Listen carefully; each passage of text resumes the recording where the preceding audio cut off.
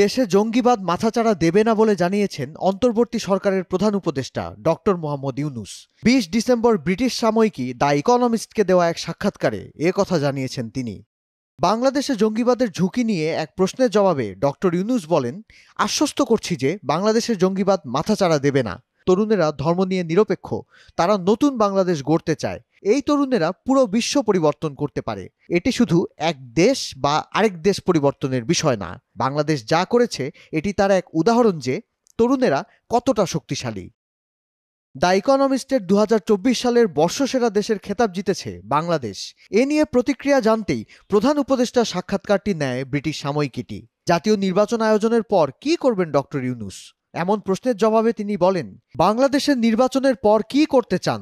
এমন প্রশ্নের জবাবে ডক্টর ইউনূস বলেন, আসলে আমাকে আমার কাজ থেকে সরিয়ে আনা হয়েছে। জোর করে এই কাজে আমাকে যুক্ত করা হয়েছে। আমি আমার কাজ করছিলাম, তা উপভোগ করছিলাম। এ কারণেই আমি প্যারিসে ছিলাম।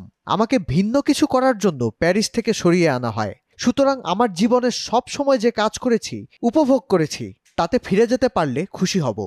ডক্টর মোহাম্মদ ইউনূস বলেন, আমাদের উচিত তরুণ তরুণীদের প্রতি মনোযোগ দেওয়া, বিশেষ করে তরুণীদের ওপর। তারা বাংলাদেশের অভ্যুত্থানে গুরুত্বপূর্ণ ভূমিকা পালন করেছে। তরুণ তরুণীদের উপর মনোযোগ দেওয়া উচিত, যাতে তারা নিজেদের স্বপ্ন পূরণ করতে পারে।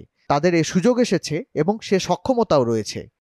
উপদেষ্টা আসিফ মাহমুদ সজীব ভুঁইয়া, নাহিদ ইসলাম আর মাহফুজ আলমের প্রসঙ্গ টেনে প্রধান উপদেষ্টা বলেন, অভ্যুত্থানে নেতৃত্ব দেওয়া ৩ তরুণ বর্তমানে আমার ক্যাবিনেটে আছেন। তারা দুর্দান্ত কাজ করছে। এই তরুণেরা গত শতাব্দীর তরুণ নয়, তারা এই শতাব্দীর। তারা অন্যান্যদের মতোই সক্ষম।